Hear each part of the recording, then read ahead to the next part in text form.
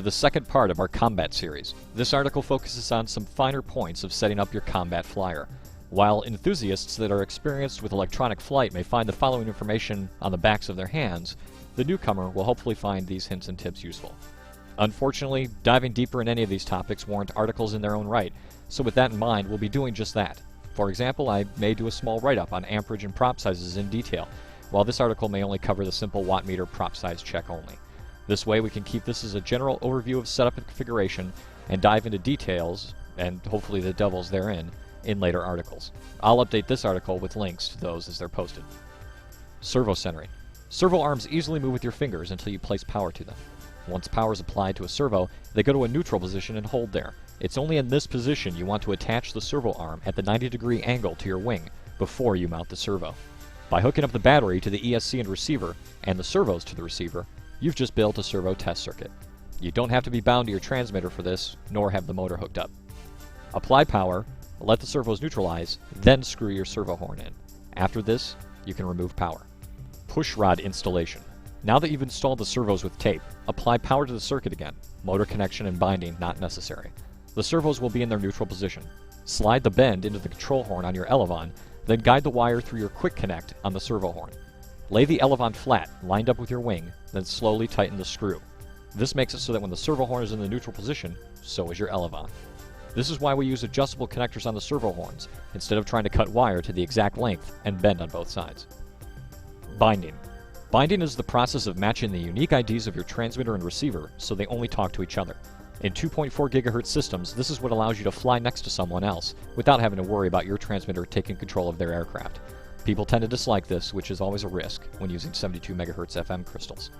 To bind the transmitter and receiver, shut off your transmitter and place a bind plug into the bind plug socket on your receiver.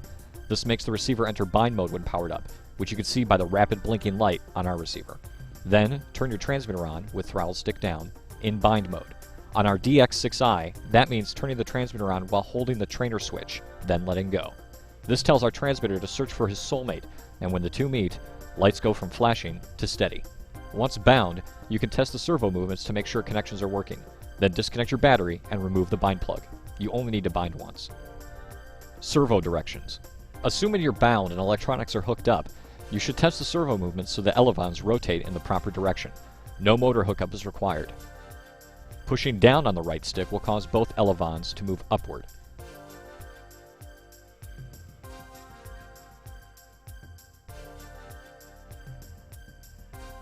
Pulling up on the stick will cause the elevons to move downward.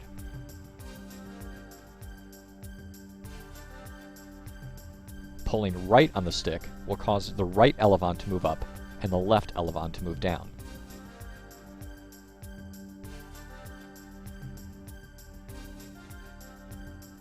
Pulling left on the stick will cause the left elevon to move up and the right elevon to move down.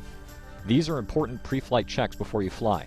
I should know, one of my recent builds crashed within seconds because I was up all night building it and didn't do a proper pre-flight check on servo directions. If your servos are not moving in the directions listed here, you may need to reverse the connections on your transmitter or the servo cables on the receiver until you reach the desired result. Throttle range. When you first use an electronic speed control with a transmitter, you often need to set the throttle range, so the ESC is programmed to know how far your throttle stick on your transmitter moves. Some ESCs auto-detect this. Consult your ESC's documentation for details. Our ESC, and this applies to most, is calibrated by turning your transmitter on first. Put your throttle stick all the way up. Then, plug in your battery, and you'll hear warning beeps, in our case 2. Then, move the stick all the way down, and the ESC will respond with 2 more beeps, and then the flight music once it's armed and ready to go. Like binding, you should not have to repeat this step unless you swap to a different transmitter. Motor hookup.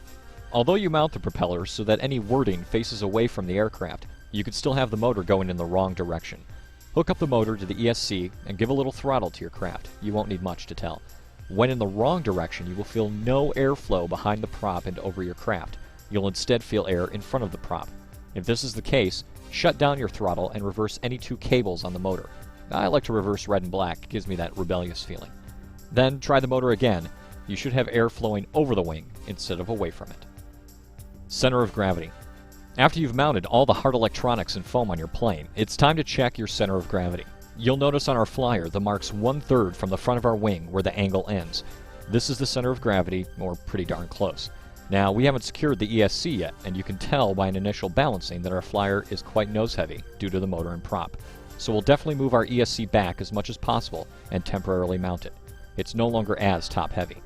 I generally fly just a little forward of the planned CG, about 1/4 of an inch or so, but the ESC alone is clearly not going to cut it. This is why we mount our battery last. It acts as the final trim of our balancing. So you can see if the battery is placed near the receiver, it comes very close to being balanced. Moving it forward a tad, you can see we're now nose-heavy again. Placing it right above the receiver balances our version, so this means we'll mount the battery in that same position on the underside of the craft. Too far back, tail-heavy. Too far forward, and it's nose-heavy. If you must err on one side or the other, err on nose-heaviness. As Chameleon says, a nose-heavy plane will fly with difficulty. A tail-heavy plane will fly once. We then place a strip of Velcro on the bottom of the plane along the fuselage. This lets us adjust the center of gravity if we decide to try a lighter or heavier battery in the future. In that case, simply move the battery mounting back or forth. Stencils. One of the things to consider as you start cutting out more of these plans is that there are some shortcuts you can take to ease the process.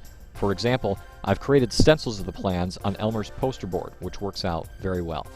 When cutting a new flyer, I place the stencils on the foam, trace, then cut. No more measuring required.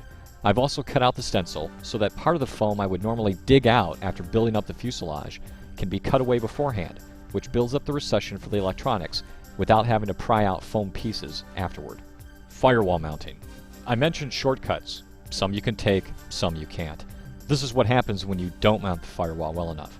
I did not, and now my combat plane has unsightly dangling bits.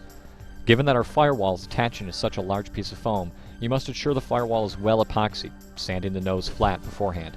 You should also make sure the 4 screw holes are bigger than the screws you're using, since you're filling the screw holes with epoxy before your motor mounting, to give the screws something to bite. What I failed to do here was make sure the epoxy filled the screw holes in well enough. This left too little for the screws to bite in, and the firewall popped right off for these reasons. So drill wide, fill well, and much like the spice melange, remember that the epoxy must flow. Prop size and watt meters. We've used 9x5s and 8x4 props with this configuration of a specific motor, ESC, and battery. You should always be careful when building your own configurations that you're not going to pull too many amps through your circuit. A watt meter is an essential tool for making sure you don't release the magic smoke from your electronics. Given our ESC can handle up to 30 amps, and our motor has a max of 18 amps, and our 1000 milliamp 20C battery can give 20 amps, we want to make sure we don't pull more than 18 amps through the circuit because our motor is a limiting factor here. You can handle at most 18.5 if you're moving servos at the same time. As you can see, they'll take a few milliamps. When testing this, make sure you use a fully charged battery. You can see my burst here is about 16 amps and generally running around 13 to 14. So with this propeller, we're pretty safe with a 2-cell LiPo battery. Replacing that with a 3-cell LiPo, our motor now spins faster without having to move the throttle all the way up. We hit 18 amps before the throttle was even at 100%. You don't want to go any higher in this case, otherwise you'll put out more amps than the motor can handle. How do you rectify this? Use a smaller prop, either in size or pitch, and retest. Get comfy with this idea, as bench tests like this save you heartache in the air. Unless, of course, you're shooting for exploding electronics or flaming foam while flying, then by all means, go forth, my son, and rock! Just don't blame me. That does it for this second article in our combat series. Just a few hints and tips and general setup ideas. Our next article and video will hopefully have some actual combat flying. I've got video of these things flying through the air. I've got very little, if anything, of them hitting each other. So wish us luck, hope we don't suck, and maybe in the third video we'll actually have some mid-air crashes.